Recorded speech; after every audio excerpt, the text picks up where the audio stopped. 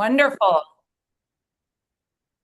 Hi, everybody. It's 3 o'clock on the East Coast, and we're excited to get started. We've got a lot of people still joining, but I want to say welcome. My name is Lindsay Jones. I'm the CEO of CAST, and you are joining us for our first UDLCon International of 2026. We're excited that you're here, and you might notice that things look a little different than they normally do, right? I'm not on a stage in front of everyone. We're not all in person, but I wanted to just talk a little bit about what's in store for us this year, what the plan is, and kind of why we've made these changes, and then get to our incredible content that we are kicking off with today. So, why do things look a little different? Last year was definitely a challenging year for CAST and our whole UDL community. We experienced a lot of change and uncertainty, and we are living in a very challenging time. In the middle of that year, we had a wonderful UDLCon in person. For those 500 of you who joined us in person, more online. It was in July in Washington, D.C., and I know I left that meeting with a wonderful sense that even though the world felt a little uncertain and chaotic, we had a calm power in our diverse community. You could feel it, and we remained focused together on our work and our common mission. And our common mission is the simple phrase that we use at CAST: until learning has no limits. One of the things about our UDL community that we saw last summer, that we see when we're together, that we'll see today, is that we believe learners are not broken.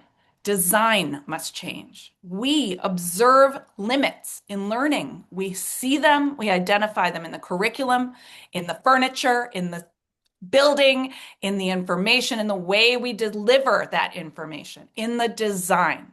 We see those limits, but we also see the potential in people. Brains are designed to learn. Environments should be as well. So I felt that at UDLCon, and it was a powerful, great feeling about what's possible. As we move through the fall, I spoke with a lot of you. I want to personally thank so many of you who reached out to me personally and to members of our team to just talk about how our global environment continued to change. We appreciated your support. We are all navigating some fairly dramatic changes in funding, structures to our government. We heard concerns about travel budgets, hiring freezes. We felt these changes and cuts at CAST as well. We lost some grants and some contracts, and we are grappling with those changes in funding research that we've done for years. And as we look forward, we'll continue, but in new ways. So it was a year, but I am so inspired by all of the people that are a part of this community, kept up and kept that work going. And I want to just point out quickly, the power of our community is visible, tangibly visible.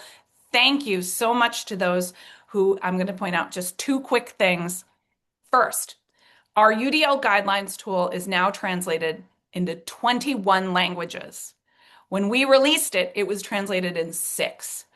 We have been the incredible recipient of 15 donations of translations. Phenomenal. Thank you. We could not have done that without you and without the community. And thanks to even more, another generous donation, we will have the full UDL guidelines site available in Spanish later this year. We appreciate you. We are happy we can provide that to everyone around the world. And the second thing quickly, we began to pull together the evidence of UDL and the power and the impact of UDL in one place, as to house it in one spot so anyone can see it, partners can choose from it, they can look at it, and we continue to show the world there is an evidence base for inclusion. It continues to grow. And I hope in the chat you can see, if you have that evidence, we know there are more efforts than ever around the world implementing UDL and forms of inclusion. Please let us know. We will put them up. We want to make sure there's a place we can all go. You can email us also at udlguidelines@cast.org. So these are just two examples of this community in the face of great change, keeping the work going. So Just to let you know what you can see ahead with UDLCon, we thought, what can we do? We know the environment's changed. So we did what we do. We UDL'd it. We said, what is our goal for UDLCon? What's our real goal, right? And it's to keep moving forward until learning has no limits. So we decided to offer UDLCon for 2026 in 3 different ways. Today is the first way. We will have monthly webinars where we can continue to share knowledge, work together, and build the good work moving forward. Next, we'll be in person, partnering with our great friends at Cali, who run the Q conference in Palm Springs, March 19th through the 21st. If you can join us in person, we'd love to have you. We'll be offering tons of great sessions, and we'll also be having joint sessions with Q and full access to that conference as well. And finally, in July, we'll do a 2-day virtual event. We've just opened the call for proposals. Please apply. We would love to share your great information, your work. We'll have meetouts where you can meet up together. And here is where we'll give our UDL awards. We will continue to give those great awards. Nominations for those open here in 2 weeks. So think about the great work that's happening and let's share it with the world. So just to end, political tides will shift, but CAST's values have remained the same for over 40 years. I am proud every day to work for an organization grounded in these values, and I am grateful to walk alongside you as we design learning to unleash the potential in every brain and hopefully make our world a bit kinder and more humane. So today's webinar is a great example of our ongoing partnership and commitment to diverse, inclusive community and to learning. I want to thank the Sobrato Philanthropies and the William and Flora Hewlett Foundation for supporting our work with the incredible team at SEAL and supporting multilingual learners. All right, enough of me. Jenna, take it away. Thank you, Lindsay, and welcome everyone. We are so thrilled that you're all joining us, and it's great to see so many of you introducing yourselves in the chat, so please keep that going. We are so excited to be here today to explore journey mapping to support multilingual language learners. And over the past 3 years, really, my colleagues and I at CAST, as well as our partners from SEAL, which stands for Sobrato Early Academic Language, and the Santa Clara County Office of Education, have been exploring the intersection of universal design for learning and support for multilingual language learners. And as part of this project, we've been working to more fully develop a professional learning approach called journey mapping. And journey mapping is a collaborative process that uses storytelling and visualization to help us better understand a learner's experience. And this approach can really be used with learners of all ages and across educational settings. But for this project, we focus specifically on developing the journey mapping protocol to more fully support multilingual language learners. So today, we're going to share some background on our project and the journey mapping protocol, and then we'll invite you all to try out journey mapping for yourselves.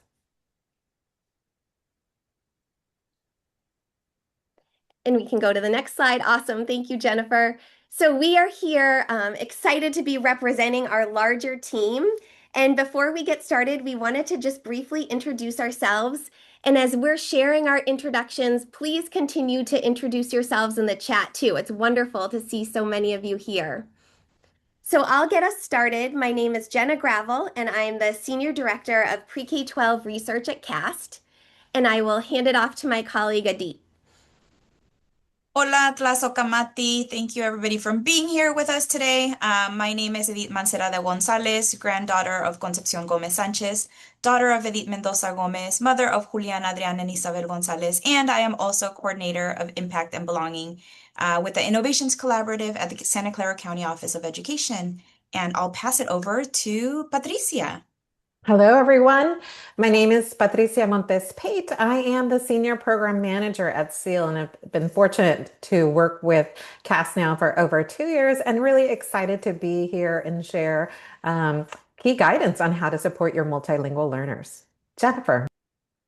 Hi, all. My name is Jennifer Levine. I'm the Chief Academic Officer, also from CAST. If you don't know, CAST are the creators of Universal Design for Learning. And I just want to say hi to everyone. It's amazing to see people from all over the world and all over the US. So welcome you all. So we have been just so grateful for the collaboration across our three organizations. Our project really symbolizes a unique partnership that's allowed us to share expertise and really support one another to engage in new ways of thinking. So at CAST, we bring our expertise developing the framework of universal design for learning to guide the design of accessible and inclusive learning environments.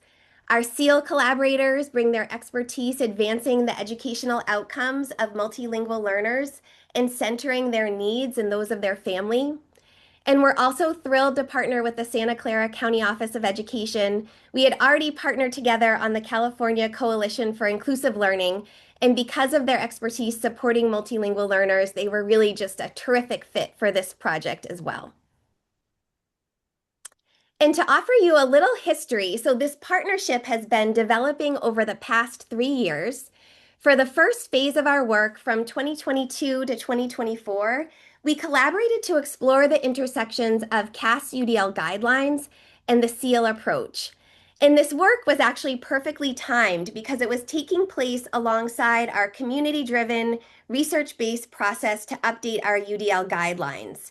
So the findings from our collaboration were able to directly influence some of the updates and expansions that were ultimately included in the most recent version of the guidelines, Guidelines 3.0.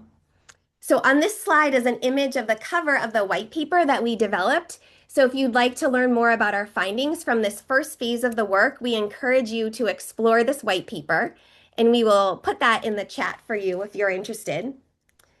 And now for this current phase of the project, from 2024 to 2025, we've been building off of that work from the first phase, and we've been exploring ways to enhance CAS professional learning approaches to better support teachers of multilingual language learners. So we've been working to more fully develop the journey mapping protocol, and that really has been one central aspect of our work over the past year or so. And on the slide is an image of a cover of a facilitator's guide to UDL journey mapping. And this is something that we're currently developing so that educators can feel supported in engaging in this process. So we have done a lot of learning together over the past 3 years, and we are really excited to share our updates with journey mapping with all of you today. So thank you again for being here. Excellent. And so I will be introducing Journey Map for all of you, for those who may not be familiar with this process, and then fortunate enough to have Jennifer and Aviv walk you through how to journey map in your own context. So as Jenna mentioned earlier, journey mapping is really a powerful tool that can be used to create a visual map of the learner's experiences and needs. So what are students experiencing? And what are their needs before, during, and after a lesson? And really thinking with regard to content instruction, the language demands, and learner engagement. So this process helps educators step into the perspective of a student and consider questions like what might feel confusing in the lesson, or what language is required for students to engage in the lesson, and where might students feel confident or disconnected. Teachers can also use journey mapping as part of their design process to plan lessons, really anticipating some of those potential barriers or challenges for students. But it also serves the wonderful purpose of being used after the lesson has been delivered to really reflect on what actually happened and identify those moments of success, challenge, and engagement. And we strongly recommend involving students in the mapping process by having them share, having them identify which points in the lesson did they feel most successful in, or where were some spaces where they felt challenged, and or where were they most engaged in the lesson. So engaging in this process of journey mapping really allows us to identify those potential barriers in the lesson and intentionally design supports that will provide students with multiple entry points into the lesson. Next slide, please. When using a journey mapping to support multilingual learners, it's important to keep these guiding questions at the forefront to truly help anchor and focus your instructional planning. So first, we want to know, who are the multilingual learners in your classroom? What languages do they speak? What are their language proficiency levels in their home language and in English? Are they recent arrivals? Are they newcomers? Or are they duly identified students? So having this information readily available will allow you to better anticipate potential barriers in the lesson. Another important question to ask yourself is, what's the key content? What academic vocabulary and language functions are essential for students to have? And then you'll want to reflect on the lesson itself. So again, thinking about those key concepts you'll be presenting to them. What are some of the content vocabulary words or phrases that you'll be using in the lesson that may be new or unfamiliar to students? And also, what language specific to the task will students need? So it's important for you to be aware of what it is you are asking students to actually do with the information they're learning. Are you asking them to describe something, to compare and contrast two items? Are you asking them to provide an opinion or talk about the cause and effect? Each of these tasks requires specific language that must be explicitly taught and scaffolded for all students, but especially for our multilingual learners. So in SEAL, we refer to these as language functions. It's the function or purpose for which a person uses language. And in the PowerPoint, you will find a hyperlink to a language function resource we've created to support you with your planning. So although it was designed for elementary educators, the concepts truly can be applied to all grades. And of course, we just want to ask ourselves, how will the comprehension and content knowledge also be scaffolded? So again, what scaffolds will you have in place to support students with comprehension and meaning making? Meaning, are you going to be providing visuals, realia, gestures, sentence frames, or some other form of support? Additional questions for us, next slide, are when working with multilingual learners to also just recognize, honor, and leverage the assets that students bring with them to school. So this includes thinking about, how does the lesson build on what my students already know in their home language and in English? How are students' cultural and linguistic identities being validated and affirmed throughout the lesson? And are there opportunities where they can make connections to their lived experiences, or opportunities to use their home language? You might have them engage in a partner discussion with someone who speaks their home language, or write about their learning in their home language and then later translate it into English with support as needed. So these are all questions, again, that will really support you in designing your lessons that are responsive to the needs of your multilingual learners. And I'll now pass it over to Jennifer, who will walk you through how to journey map a lesson. Thank you so much, Patricia. So on your screen, you see an example of a blank journey map. If you are using a screen reader and you'd like an accessible version of this, there is a link in the alt text to an accessible version. But I'm going to just try quickly to walk you through, what does journey mapping look like, so that Edith can get to the point where you guys can actually try it on your own.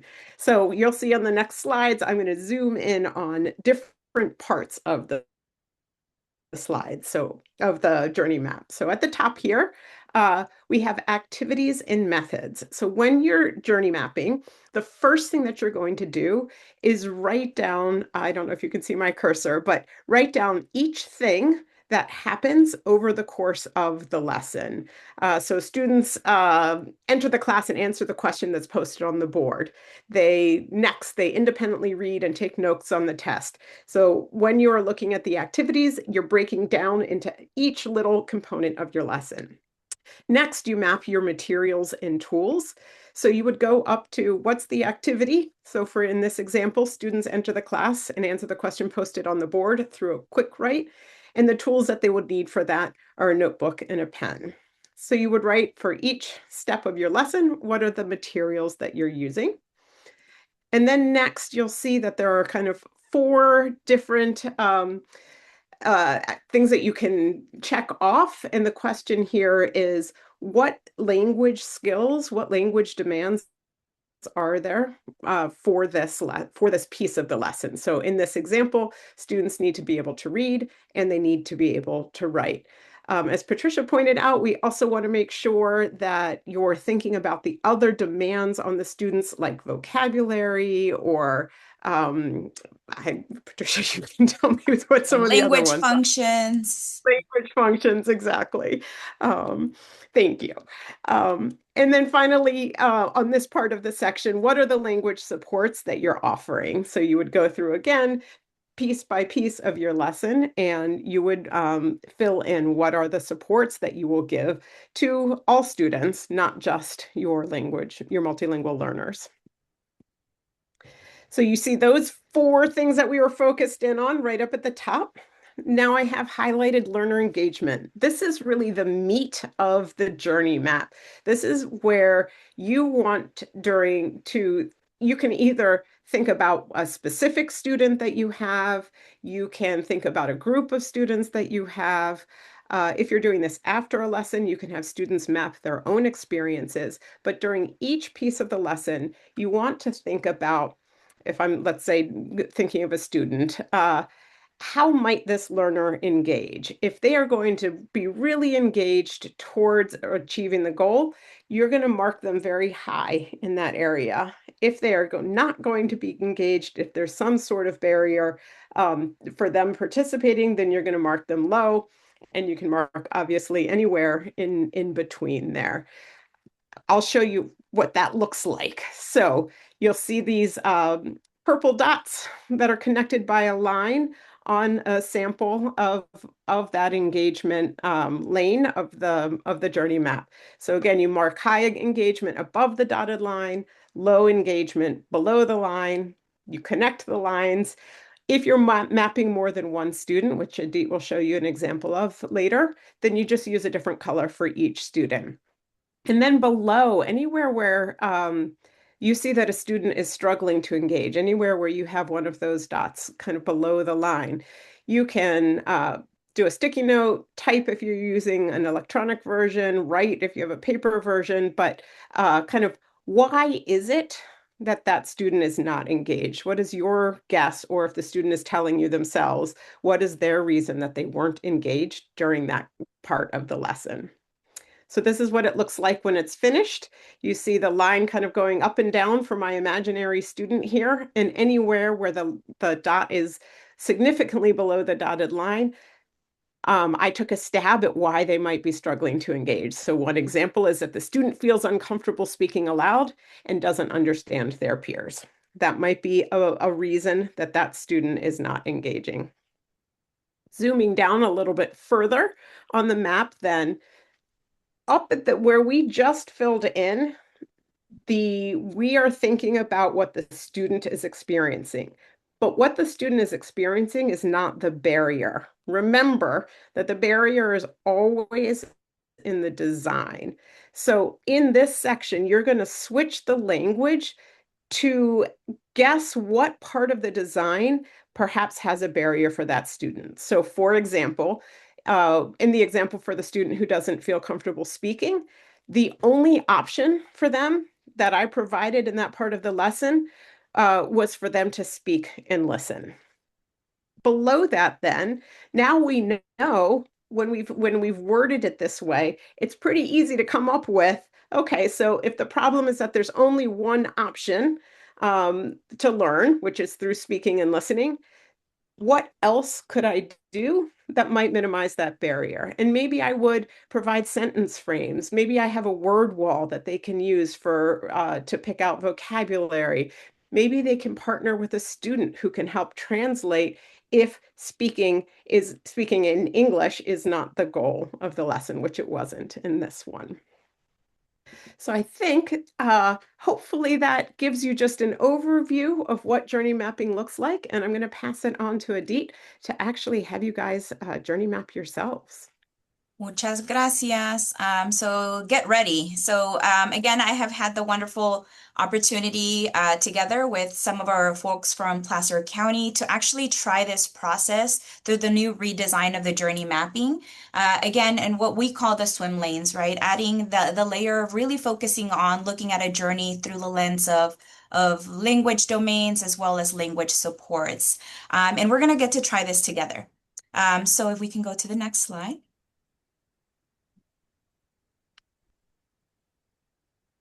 Thank you.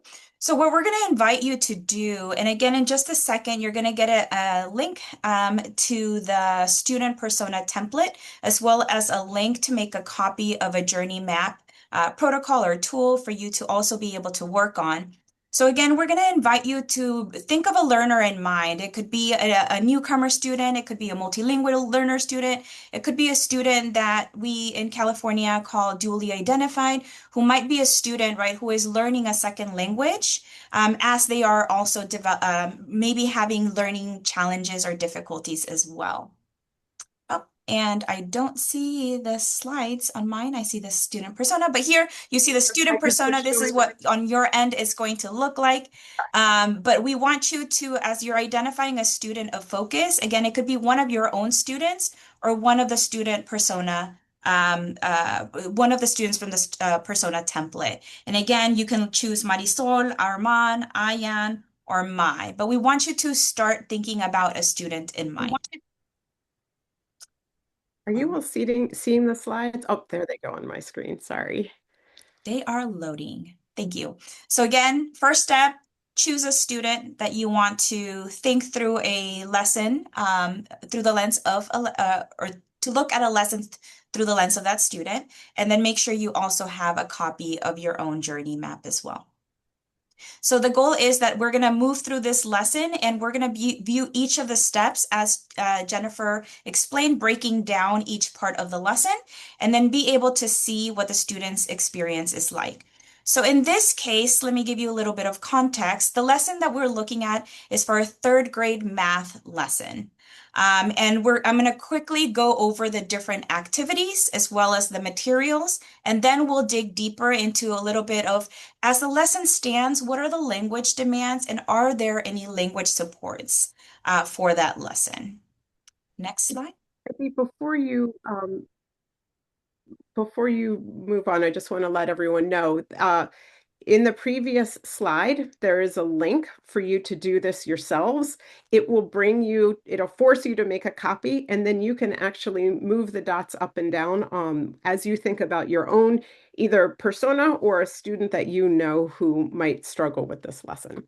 Sorry about that. No. Did you want me to change the slide? Yeah. Next slide, please.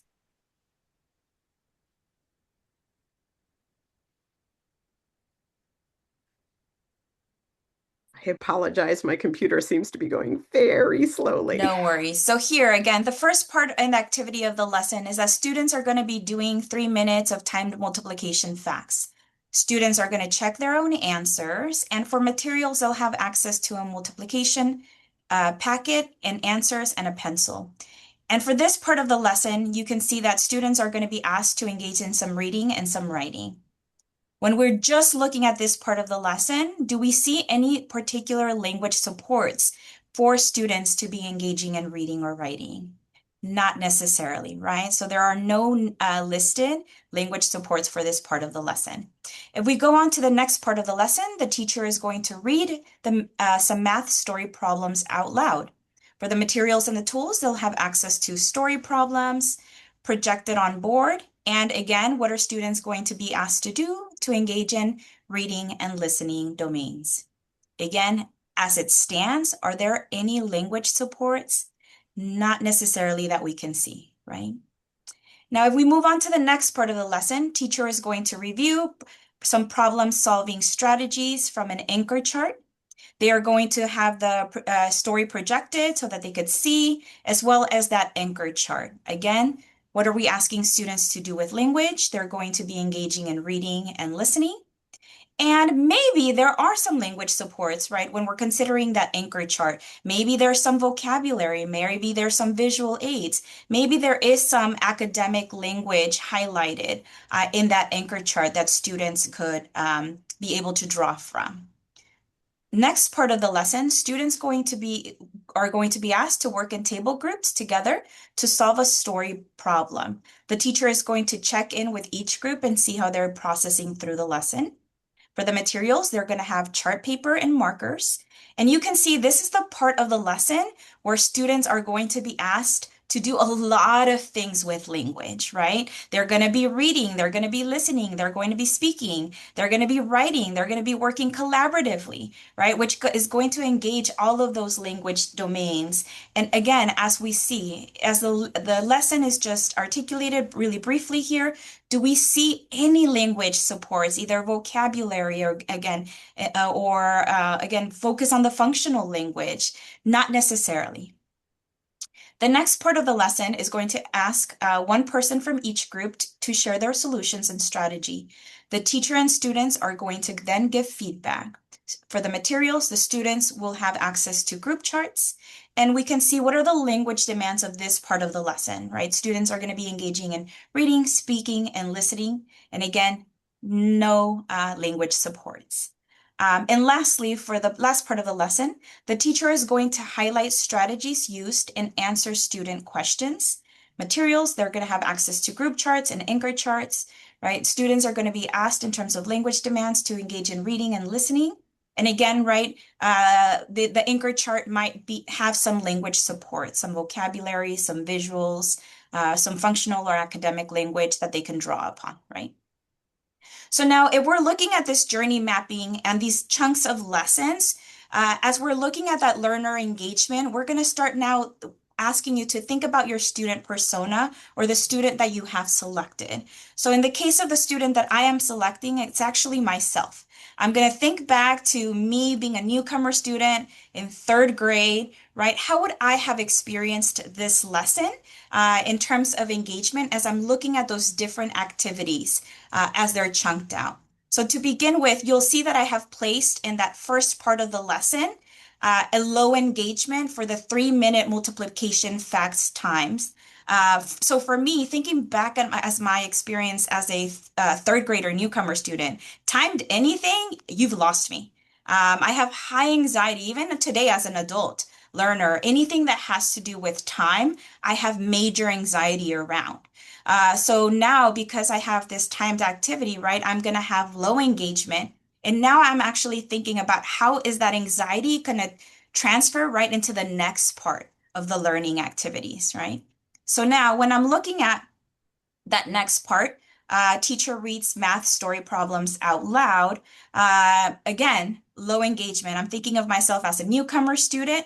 And this is where we have to take a closer look at the perception that we might have, because I am a great listener and I can try to pay attention. So even in third grade, when my teachers or people were speaking in English when it was foreign to me, I could still try to listen, but there was absolutely no comprehension happening, right? So then we might ask, right, what do we deem as engagement? So somebody that we might perceive to be listening, do we consider that engagement? Because in my case as a learner, I would have not been engaged because I'm not comprehending and I don't have access to the content. So what we're going to ask you to do now is to really think through, and we're going to give you some time. Next slide.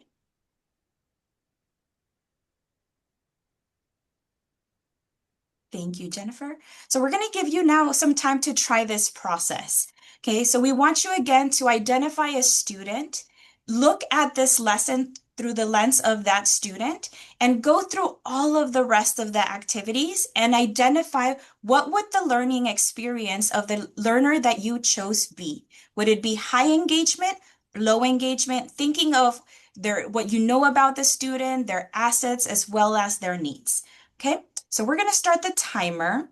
And again, we want you to, on your own, through the lens of the student that you have, try the process through this lesson.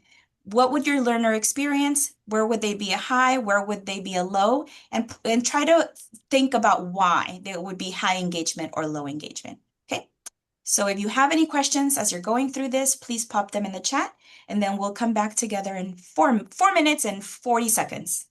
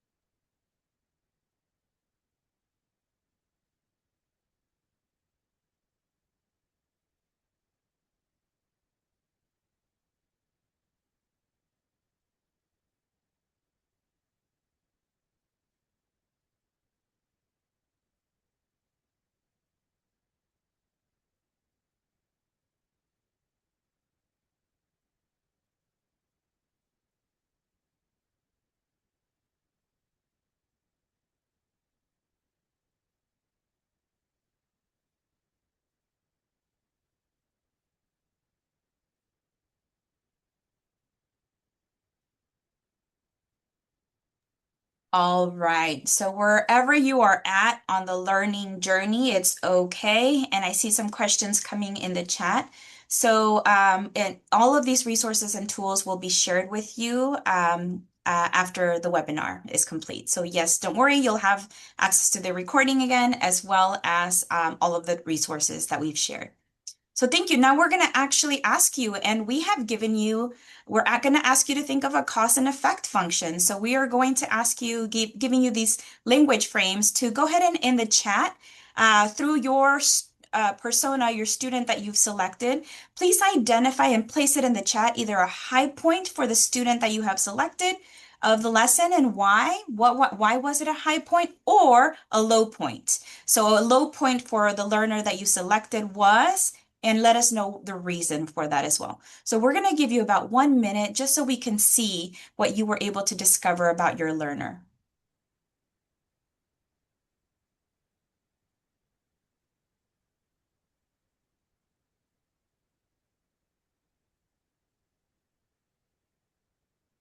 So for your learner, for one of our learners, the high point was the multiplication facts. Yes.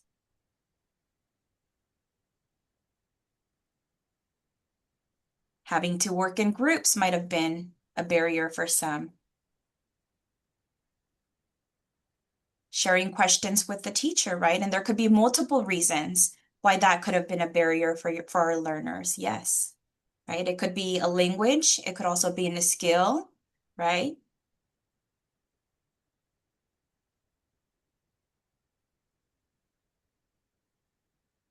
Right. So again, as we're thinking about this, right, this is why it's so important when we're putting ourselves in the perspective or the lens of the students that we're looking through, and we're looking at that journey map, we can see that all of our learners' experiences, right, are going to have vary. And if we go to the next slide, you could have seen that this is my experience for the rest of the lesson, right? So this would have been Edith's experience, and you could have seen that my experience from beginning to end of this lesson, there was not one point in the lesson that as a newcomer, I would have had a high in, right? At every single point of this lesson, either I would have had a neutral or I would have had a low engagement with this lesson itself. But now if we were to combine and think through, if we go to the next slide, right? So now let's imagine that this is Mai's experience, for example, who's the green, right? Her experience could have been very different at different points of the lesson because and this is what in UDL we call learner variability, right? She is bringing Mai's life experiences, language access, or what she knows, right, might be very different from mine. And then therefore, her low points and high points are going to be very in compared to me because of all of those things, right, that make us very different learners. So this is why this journey mapping is also a really great tool to be able to see if I have targeted students that I want to focus on in terms of, is particularly when we're looking through the lens of our students that are dually identified, right? That they might be struggling not just with language, but also content at different points of the lesson. And that is very important for us as designers of instruction to be aware, to then start thinking about how do we redesign to remove those barriers. So once we've done that for our learners, the next part of this is for us to, we'll go to the next slide, be able to try to identify what the barriers are. And in UDL, we often have this saying, right? That the barrier is in the design, not the learner. And I've heard Jennifer say it, and it's so important for us to repeat it over and over and over again, because when we start looking at how do we redesign, we are not going to change the learner. There's nothing wrong with our learners, right? So the barriers are within the design, and how do we as designers of those learning experiences redesign to remove as many of those barriers as possible. And with UDL, if we can go to the next slide.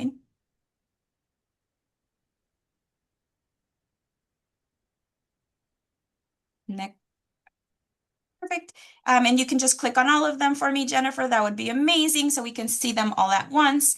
But we call these buckets where the barriers could be, right? It could be in the materials and the methods and the assessment or the environment, but we also need to consider the language, right? How are the materials offered and in what language are they offered, right? The methods, how are the methods being offered? And then same thing, in what language are these methods accessible to students, right? And that goes as well for looking through the lens of assessment and environment, right? So if we have a language learner, what is the language access that we are giving them with the different kinds of, within these buckets that we are designing instruction around?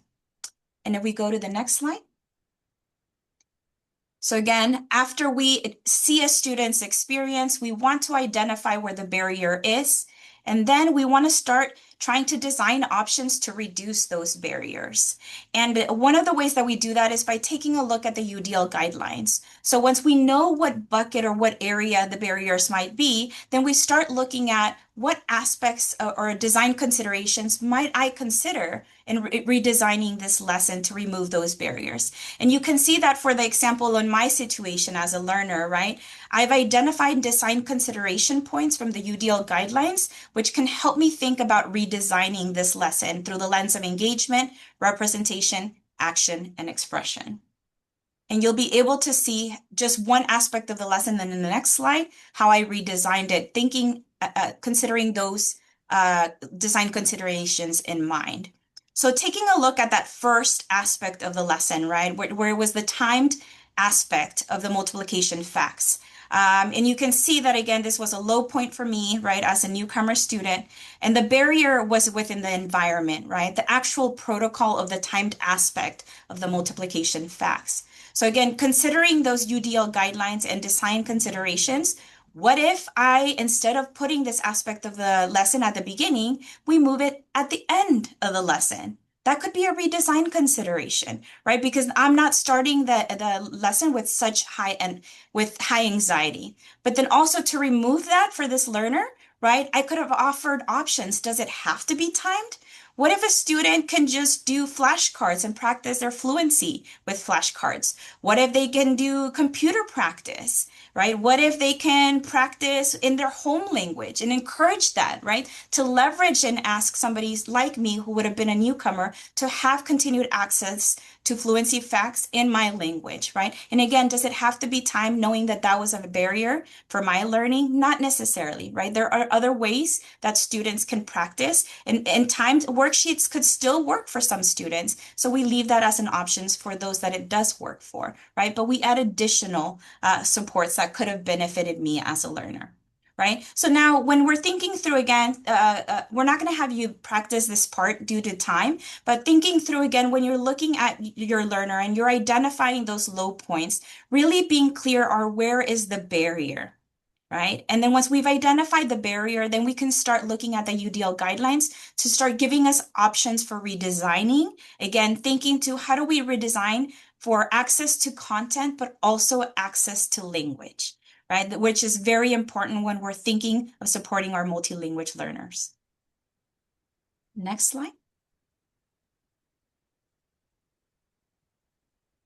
So again, as we mentioned at the beginning, some design considerations and questions that we need to hold as we're redesigning. Who are we designing for? Who are our multilingual learner students, right? At what language level are they at? What are their language and content demands that we're asking? How is learning focused on the content, the skills, and the language? And what are the scaffolds that we're providing for access to content, but also access to language? And then how are we also valuing our students' cultural and linguistic identity? And how do we honor that and affirm that also and consider that when we're redesigning to remove those barriers for our multilingual learners? Next slide. So again, when you're thinking of this journey mapping, right, you can think about every time that we've used this protocol with teachers and at science, right, we have so many different ahas when we really look at the lens of our learner and we really think about what is their experience like. Oftentimes, as designers of learning experience, we end up designing for us, for the adults. But really, when this journey mapping protocol allows us to really think more intentionally about designing for our learners. They're the ones that need to be engaging in the learning, right? So we put ourselves in the user's shoes. We anticipate and record their experiences. We try to look for what could be the barriers for our learners. And then we start thinking about how do I redesign differently to make this more meaningful for our learners. Next slide.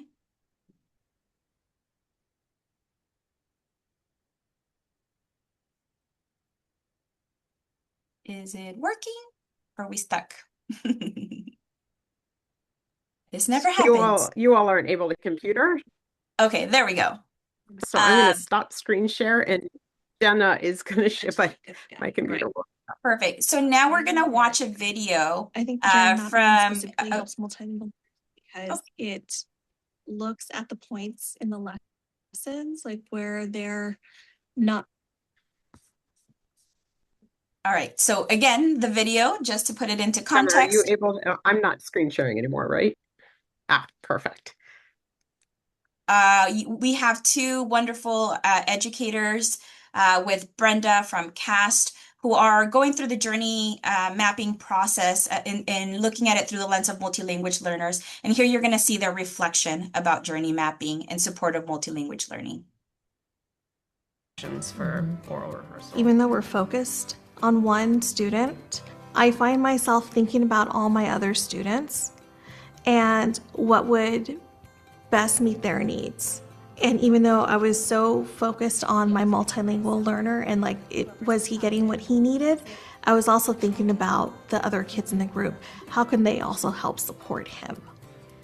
I feel like journey mapping allows me to find ways for students to really find success individually rather than just like all students are able to complete the task. I'm really thinking about what does this student need to not just get it done, but to find success in this task. And so by the end of this, it's not just the class will be able to, it's each and every student will be able to.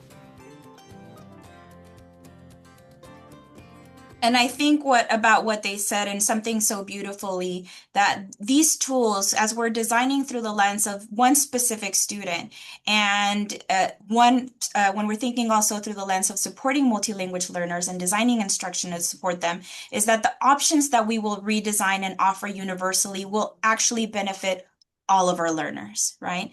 When we're designing for those that are at the margins, everybody in our classroom is going to benefit, right? And I love that these teachers, as they're going through the process, right, came through that came through too in their experience as well. I'm no longer screen sharing, but the only other slide left was for questions and comments. Yeah, so I think on the slide on your end, you're able to see a 1, 2, 3. We would love to just kind of, anecdotally on the chat, just take your opinion and your processing all of this. So if you can please just a 1 if you are kind of beginning to understand, but still might have some questions about journey mapping. 2, you understand but would like to learn more. Or 3, this seems like a great tool and you can't wait to use it. Where might you be? Go ahead and share in the chat for us.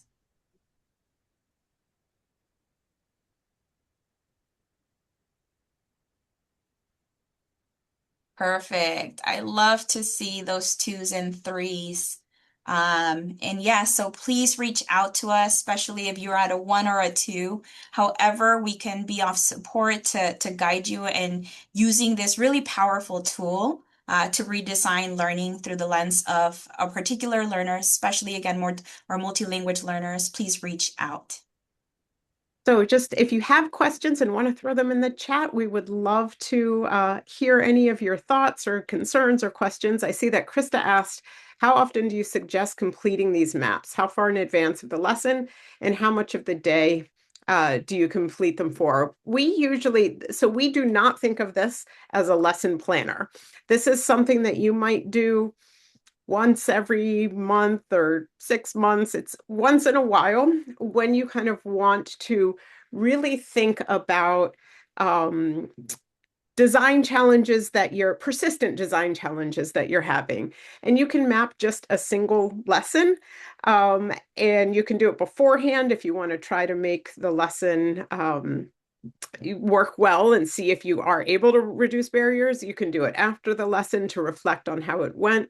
And as Patricia mentioned, if you want to even have your students themselves map their own engagement on the map, we've seen it done with as young as kindergartners and obviously all the way up through university. Yes, in terms of the slides, we can put the link in the chat again. And I do see a question about, is journey mapping best done with multiple teachers? So we've actually done it in like Jennifer, right? You can do it in so many different ways. We have had teams of teachers look at a particular lesson that they're both going to be giving, and then, but they're each selecting a different learner to think through that lesson with. So this a great opportunity to have teachers kind of come together and collaborate around a lesson. And we've done it with individual teachers, we've done it with whole groups of teachers. So again, I think that there's a lot of flexibility in terms of how you use this tool and with at what capacity with teachers as well. Well, and with that, I'll add, Barbara asked, oftentimes teachers say that the students aren't paying attention, and that's the actual barrier. But this process of taking them through and identifying what some potential barriers might be for those particular students, and then just having those conversations as a team or with your coach also on ways that we can remove those barriers in the lesson. And then having that reflective conversation, like actually observing the child, how did they perform during the lesson? And then really reflecting on what else might we change? What else could we do? Or how did the student react to those additional supports that were provided? So it's really that collaborative piece that I think is so critical for the journey mapping process. And just to add, Barbara, I one thing that I've done when working with teachers who struggle to see the barrier as being in the design is just give them some sentence starters. So off the top of my head, the design caused such and such problem, or where you start with the sentence where you are talking about the design of the lesson or the lesson itself, and just forcing them to start with that sentence starter sometimes can force people to see where the barrier is as being in the lesson and not the student. Maha asked if there was a generic journey mapping form. So this comes from the Stanford Design School. It's a design thinking process, and we have changed it to work with a lesson. Journey mapping is actually originally designed to help designers create products and think about the user experience with products. So if you want that original one, I am sure that if you go to Stanford's design school, that you can find they have a ton of free resources there. They're great to look through their website. There was another great question in the chat about, have we experimented using this with learners themselves as a way to enhance their voice in the process? I love that question. I had an opportunity to collaborate with a group of teachers who did just that. They actually used journey mapping after a lesson, and they had small groups of students mapping their own experiences. So it was really a wonderful kind of reflective process for the students to kind of share what the lesson was like for them. And the teacher said it was fabulous because they just got so much more information from learning from the students themselves as they map their experiences. And I'll just add, Jenna, that that's something that a kindergartner can do as well as a high schooler. So definitely bring in all your students into the process. Yeah, I've seen it being done actually in a first grade classroom where, yeah, the teacher actually journey mapped the specific strategies of support that she had used throughout the lesson. And as she's reviewing them, one of the students in that class was like, "Oh, that was a tool?" Like the student didn't even realize that one of the things she called out was a tool.